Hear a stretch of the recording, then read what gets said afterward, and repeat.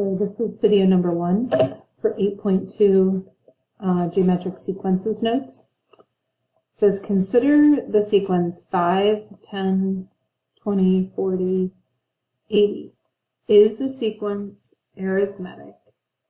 Why or why not? Well, let's see. I go to find it. The question I have to ask myself is there a constant difference?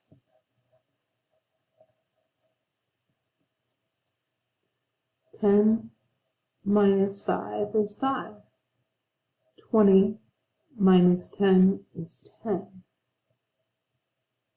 40 minus 20 is 20. 80 minus 40 is 40. There is obviously not a constant difference. So the answer is no, because there is not a constant difference.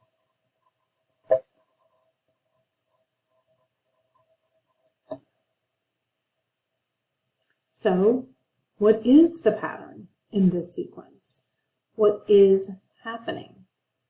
Well, another option, rather than adding a positive or negative, would be to multiply. Is there something I could multiply by in order to get to the next term? I think it's pretty obvious in this sequence. We're multiplying by 2. Now, just like in arithmetic sequences, in sequences where you multiply, we look for what's called a constant ratio.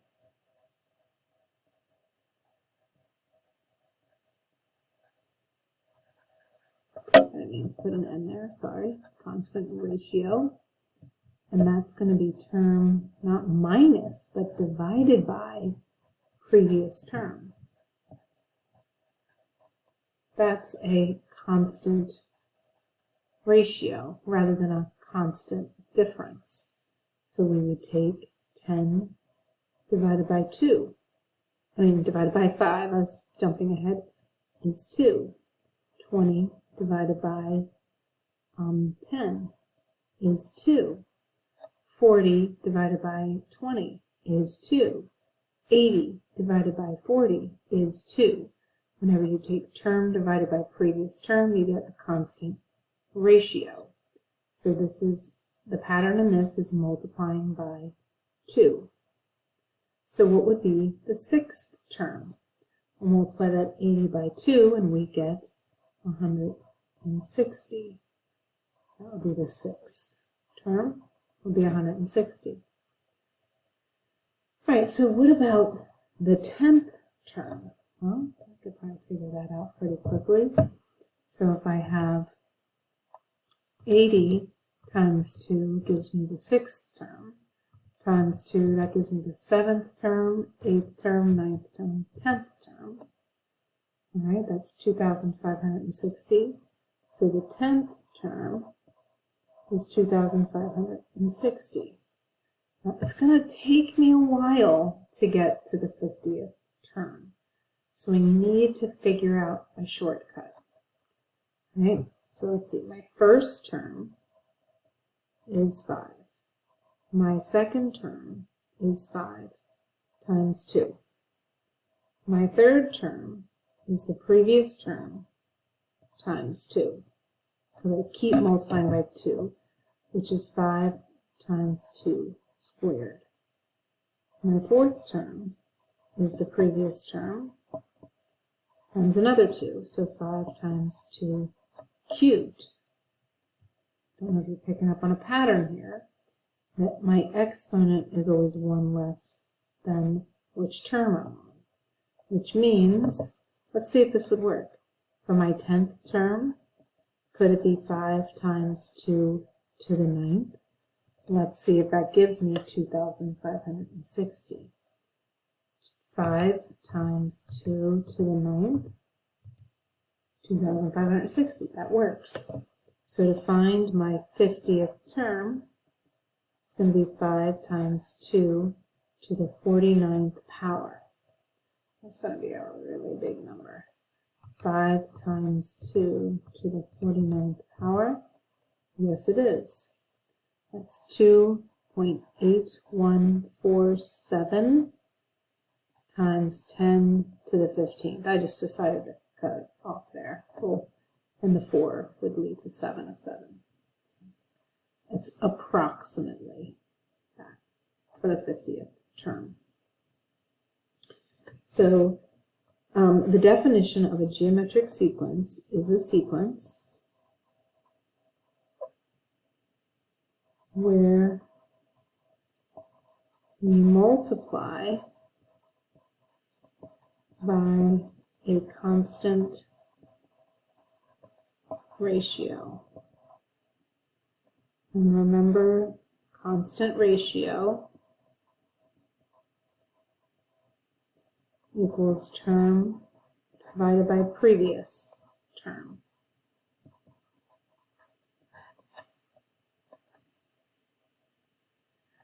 If I was to write this as a recursive, we usually use G for geometric. G sub 1 is the first term, and G sub n is the previous term times R.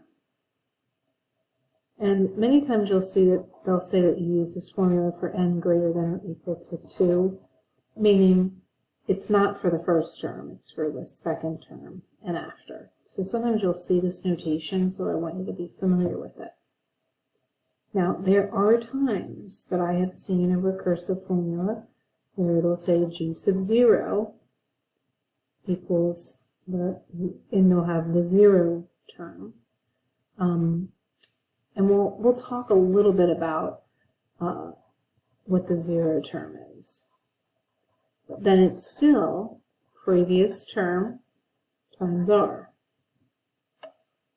Okay? This is now the explicit. G sub n equals the first term. That's what we did up here.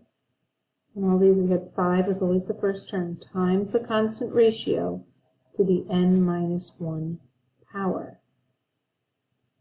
Now, many times, the explicit formula is going to be written differently. It's going to be written as the 0 term times R to the n. This is really important for us to notice. If you start a term previous at the 0 term, then you're raising it to the nth power, not n minus 1. So if you're starting with the first term, it's to the n minus 1. If you're starting with the 0 term, it's to the nth power. And you might be wondering, what's this 0 term all about? Well, the time that we have 0 terms are in real life problems. Like example 1, if you invest $10,000, so you invest $10,000, that's not at the end of a year or at the end of a month. It is your starting amount. No time has passed. It's the 0 term because it's not how much you have at the end of a month or a week or a year. It's how much you had at the start before anything began. And that's when we're going to have a 0 term. Okay? With an annual yield of 4.83%. The amount you begin with and the amount you have at the end of consecutive years form a finite geometric sequence. Find an explicit formula for this sequence. So since I'm going to be starting with the starting amount, which is the 0 term, I'll be using this formula right here. So G sub n equals the starting amount, which is 10,000. Now I've got to be careful. I'm gaining 4.83%. So remember with percents, it's always 1 plus the 0.0483. Remember, we move our decimal 2 places to the left, and convert the percent to a decimal, that'd be 0.0483. But we add it to 1 because we have our initial amount, plus we're getting another 4.83% to the nth power. Because I'm starting with the 0 term, I raise it to the nth power. So for my recursive formula, I would say my g sub 0 is 10,000. And my g sub n is my previous term times r, which is 1.0483. Just like with my arithmetic, my recursive formulas always have g sub n equals g sub n minus 1. Now, if I wanted to do my recursive formula using my first term, I could. That would mean I'd need to find out how much money do I have after 1 year. Well, I would have $10,000 times 1.0483 to the first, because it's for 1 year. So my first term is 10,483. That would be my first term. And g sub n equals the previous term times 1.0483. Notice that this is the same. It's just what did I begin with in my recursive formula. Okay? All right, let's continue on. So for example 2, it says for each sequence below, first determine whether it could be arithmetic, geometric, or neither. If it could be arithmetic or geometric, assume that it is, and give the next 2 terms and an explicit formula. All right, so let's start with letter A here. I look at this and I can see right away that it's going up by 6. I'm adding 6 each time, so I know that it's arithmetic. Because arithmetic is when you're adding each time, and I'm adding 6. So find the next 2 terms. 36 plus 6 would be 42. 42 plus 6 would be 48. Write an explicit formula. Right? I have my starting term, which is 18. I'm adding 6 and minus 1 times. And I usually say a sub n equals that. So there's my explicit formula. So I've answered all 3 parts of the question.